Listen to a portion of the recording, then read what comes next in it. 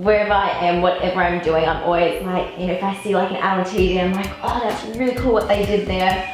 Or, you know, even if I'm, you know, listening to a piece of music and I'm like, the way that that makes you feel or stuff like that. Like, for example, music is a huge part of my art practice. Like, I've never created a painting without having music on, so.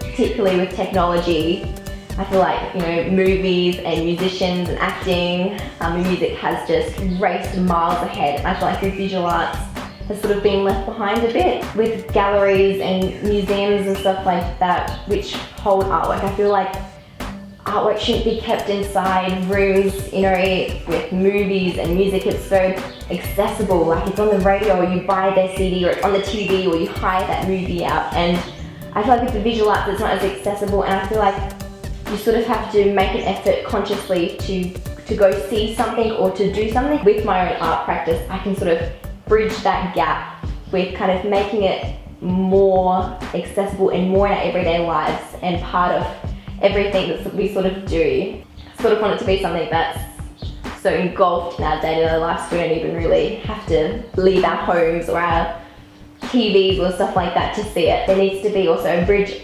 between the artist and the artwork. I feel like there's this really big gap there that needs to sort of be filled, because when you look at like musicians and stuff like that, you know their music, and that's what they create, but you also know the musician or things about them or their morals, what they stand for, what their personality is like. And I guess that adds to your, you know, the way you view their music. And that's the same with sort of actors. Whether with the visual arts, you see pieces of artwork, but you don't really know the person behind it. A lot of people that inspire me were like speeches, like stuff like that, where you're like, it's like motivating and empowering, and you're like, I don't know, you feel inspired afterwards. Andy Warhol, definitely a huge influence, particularly his second half of his life, particularly more of his videos and experimental and in the Silver Factory and stuff like that.